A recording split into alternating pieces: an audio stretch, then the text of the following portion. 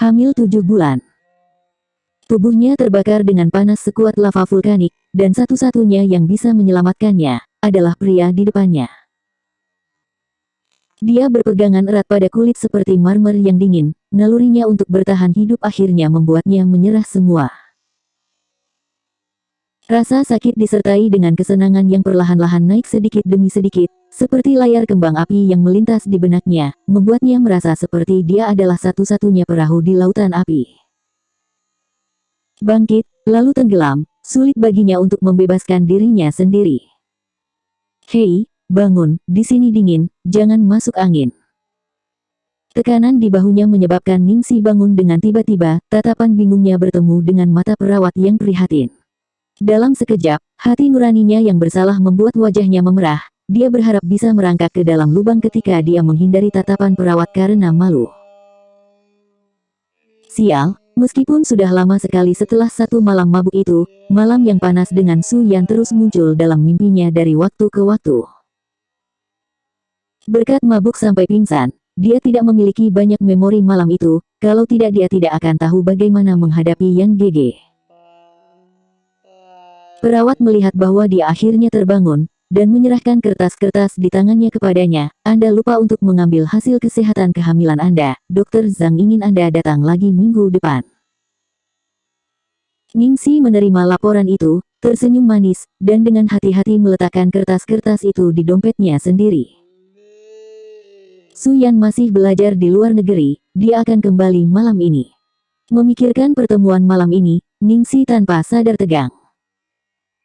Karena daerah tempat Su Yan terlalu sulit diakses, hanya sampai anak itu berusia lebih dari 7 bulan dia akhirnya menghubunginya. Memikirkan keterkejutan yang dialami Su Yan ketika dia tahu dia hamil, Ningsi sedikit gugup. Apakah itu karena dia sangat sensitif karena kehamilan? Ningsi merasa bahwa Su Yan tidak bahagia karena dia tentang ini. Dokter meyakinkannya dengan mengatakan bahwa laki-laki selalu seperti itu dengan anak pertama mereka, mental mereka akan membutuhkan waktu untuk berubah. Tapi, tidak mungkin itu, bahkan mengenai pernikahan, dia harus menjadi orang yang berbicara. Matahari membakar cerah di langit ketika dia keluar dari rumah sakit. Ningsi berjuang untuk menopang pinggangnya, tepat ketika dia akan menurunkan taksi, sebuah mobil sport merah menyilaukan bergegas ke arahnya. Jantung Ningsi berdebar, dan dia mundur beberapa langkah ke belakang. Hanya untuk mendengar suara melengking dari rem, ketika mobil sport merah itu menyapu tepi pakaiannya, sebelum berhenti tiba-tiba. Hati Ningsi hampir berhenti, setelah perlahan-lahan mendapatkan kembali pijakannya, dia melihat seorang wanita, mengenakan gaun merah memeluk tubuh, melemparkan rambutnya yang bergelombang ketika dia turun dari mobil. Ning Sueluo, apakah kamu gila? Ning Sueluo menatapnya, tertawa dengan makna yang dalam. Dengan tangan bersilang, seolah berjalan di atas catwalk, dia bergoyang saat dia berjalan sampai dia berdiri di depan Ningsi. Menggunakan keuntungan dari sepatu hak tingginya, dia dengan angkuh memandangi Ningsi yang besar dan perutnya buncit. Apa? Takut aku akan membunuh bajingan itu di perutmu. Ningsi tanpa sadar melindungi perutnya. Mengambil langkah mundur, dia memandangnya dengan waspada. Ning Sueluo, jangan terlalu jauh. Meskipun tahu bahwa Ning Sueluo selalu berselisih dengannya, Ningsi tidak berpikir bahwa dia bisa mengucapkan kata-kata jahat seperti itu. Terlalu jauh, kaulah yang terlalu jauh. Setelah mabuk dan melakukannya dengan beberapa pria liar dan hamil, kemudian mencoba menjadikan Su Yan menjadi ayah. Tes, Ningsi, kau tidak tahu malu. Ningsi membeku, omong kosong apa yang kamu katakan? Hei, jangan bilang kau benar-benar percaya bahwa pria yang tidur denganmu malam itu, adalah Su Yan. Ning Sueluo tertawa sebelum bersandar, mengatakan bahwa kau tumbuh dengan Su Yan sejak kau masih kecil dengan setiap kalimat lainnya, mengatakan bahwa kamu adalah kekasih masa kecil, dan kamu bahkan tidak tahu seperti apa sosoknya. Ningsi menjadi lebih pucat saat dia mendengarkan. Meskipun berdiri di bawah sinar matahari yang intens, seluruh tubuhnya terasa dingin. Ya, pria dari malam itu. Dia hanya berpikir, Su Yan lebih bugar dari yang dia bayangkan setelah tumbuh dewasa. Sekarang dengan pengingat jahat Ning Sueluo, dia kemudian tiba-tiba teringat bahwa, selain tubuh, pria dari malam itu memang sangat berbeda dari Su Yan. Bab 2, Orang Asing Bajingan. Aku akan memberitahumu langsung. Malam itu Anda minum anggur yang saya tambahkan sedikit, dan karena niat baik, saya menemukan dua pria berotot untuk Anda sehingga Anda dapat sepenuhnya memuaskan keinginan Anda. Siapa yang tahu bahwa Anda akan begitu tidak masuk akal? Anda benar-benar memasuki kamar pria liar, dan bahkan tanpa basa-basi, nada Ning Sueluo penuh dengan jijik, yang GG terlalu baik hati. Dia takut Anda tidak akan dapat menerima kebenaran, jadi dia berkata bahwa itu dia malam itu. Kamu, Ningsi gemetar karena marah. Mendengarkan sampai di sini, dia tidak bisa lagi menahan dan meraih pergelangan tangan Ning Sueluo. Mengapa kamu melakukan itu padaku? Mengapa? Apakah kamu tidak cukup menyakitiku? Ning Sueluo mengangkat alisnya dengan marah pada awalnya, dan hendak mendorong Ningsi, tapi dia melihat Su Yan berdiri di belakang Ningsi. Dia segera melembutkan suaranya, memamerkan ekspresi lembut dan menyedihkan, kakak perempuan, saya tahu saya salah. Jika Anda ingin mengalahkan dan memarahi seseorang, maka lakukan itu terhadap saya, jangan salahkan Yan GG. Ningsi membeku, dan di detik berikutnya, dia melihat Ning Sueluo tiba-tiba jatuh ke tanah. Pose itu, seolah-olah dia mendorongnya. Ningsi, apa yang kamu lakukan? Suara memarahi terdengar dari belakangnya. Ningsi berubah kaget, dan melihat Su Yan dengan ekspresi dingin. Su Yan melewatinya, dan mendukung Ning Sueluo. Sueluo, kamu baik-baik saja.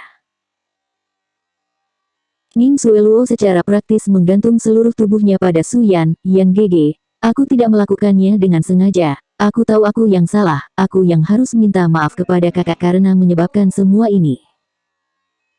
Sudah cukup, aku akan menyelesaikan semuanya. Su Yan menepuk pundak Ning Sueluo, membiarkannya memasuki mobil. Aku akan menjelaskan semuanya kepada Ningsi. Pikiran Ningsi benar-benar kosong, dia menyaksikan Su Yan berjalan ke arahnya, dan menyaksikan mulutnya membuka dan menutup. Dia berbicara lama sekali. Dia berbicara tentang waktu mereka bersama sebagai kekasih masa kecil, tentang perjuangannya ketika dia jatuh cinta pada Ning Sueluo, tentang kemarahannya ketika dia mengetahui bahwa Ning Sueluo telah berkomplot melawannya, keterkejutan dan rasa bersalahnya ketika dia mengetahui bahwa Ningsi adalah hamil. Dia berbicara tentang bagaimana dia menerima permintaan maaf Ning Sueluo. Akhirnya, dia berkata, Ningsi, aku minta maaf, aku tidak bisa menikahimu. Itu bukan karena masalah malam itu atau anak ini, tapi itu karena aku tidak bisa mengecewakan Sueluo, dan aku tidak ingin menipu diriku sendiri dan perasaanku. Beberapa bulan ini, dia membawa Ning Sueluo ke luar negeri, dan setelah bergaul siang dan malam, bahkan lebih sulit untuk berpisah. Meskipun dia telah mengakui bahwa dia adalah orang yang memiliki hubungan dengan Ningsi malam itu demi menutupi rasa sakitnya, di dalam hatinya, dia sudah memilih Ning Sueluo. Jadi setelah mengetahui bahwa Ningsi sedang hamil, dia tidak tahan lagi dan segera pergi ke keluarga Ning untuk menjelaskan semuanya kepada orang tua mereka, dan untuk mengungkapkan kebenaran kepada Ningsi. Lalu, Su Yan, Anda tahu selama ini bahwa Ning Sueluo yang membius saya untuk merusak kepolosan saya. Demi melindunginya, Anda memberitahu saya bahwa itu Anda malam itu. Ningsi yang akhirnya memulihkan suaranya, memandang Su Yan yang tenang dan tenang seolah jiwanya telah melarikan diri dari tubuhnya. Ningsi, Sueluo tidak melakukannya dengan sengaja, dia masih muda, dan impulsif. Lalu bagaimana dengan saya? Ningsi mengangkat kepalanya untuk melihat Su Yan, wajah penuh keputusasaan, apakah Anda pernah berpikir tentang saya, bahkan tidak sedikit pun. Su Yan tidak berbicara, dan setelah beberapa lama, dia mengulurkan tangan ke Ningsi, matahari terlalu cerah di sini, mari kita pulang dulu. Jangan sentuh aku, Ningsi mendorong tangan Su Yan, dan tiba-tiba mulai tertawa keras. Hidup sampai sekarang, Ningsi merasa hidupnya seperti lelucon. Untuk tinggal di kota yang sama dengan Su Yan, ia telah mengerahkan seluruh kekuatannya di ruang belajarnya sehingga ia bisa masuk ke Universitas B. Untuk menyenangkan Su Yan, dia telah memberikan mimpinya akting. Untuk mencocokkan latar belakang asuhannya dan keluarga, dia telah meninggalkan orang tua angkatnya untuk kembali ke keluarga Ning, dengan kikuk berusaha untuk menyenangkan orang-orang yang disebut tokoh terhormat itu. Pada akhirnya, apa yang diterimanya sebagai balasan adalah satu kalimat, saya tidak bisa mengecewakan Sueluo.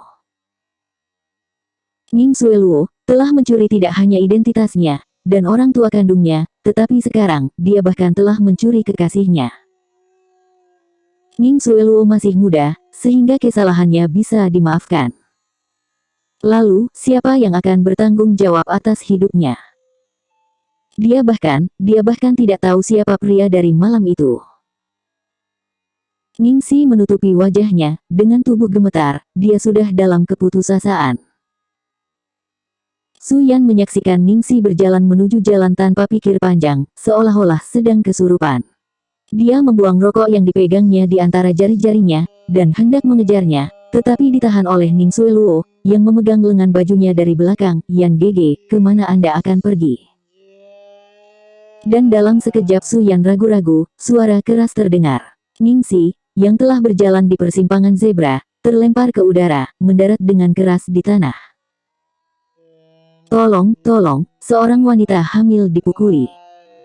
Dalam cahaya yang menyilaukan, Ningsi melihat gemetar dan dua wajah yang membuatnya mual. Rasa sakit kram yang berasal dari perutnya menyebabkan dia kehilangan kesadaran sedikit demi sedikit. Dia hanya mengedipkan matanya sekali, dan darah segar di dahinya mengalir ke matanya, dunia jatuh ke dalam kegelapan. Bab 3, Bocah Kecil di Bar. 5 tahun kemudian. Di bar Eton, di koridor di lantai paling atas yang kosong. Ningsi minum sepanjang malam untuk menemani beberapa investor. Dengan sakit kepala yang membelah, dia ingin menemukan tempat yang bersih dan tenang untuk menenangkan diri, tetapi dia tidak mengira Chang Li akan mengikutinya. Dia hanya bisa mengumpulkan jiwanya untuk menghadapinya. Sister Chang, apakah ada sesuatu yang ingin Anda katakan? Ningsi, izinkan saya bertanya. Apakah Anda mendaftar untuk mengikuti audisi untuk pemeran utama wanita di Land Under Heaven? Ya, kenapa? Kamu tidak diizinkan pergi besok. Meskipun Chang Li adalah manajernya, dia menghentikannya dari audisi untuk peran ini yang membuat semua perusahaan hiburan besar berdesak-desakan. Ningsi sama sekali tidak terkejut dengan ini, dan hanya mengangkat alisnya dan bertanya, alasan. Kamu pergi di belakangku dan bertindak sendiri. Dan kamu masih berani bertanya padaku untuk alasan apa?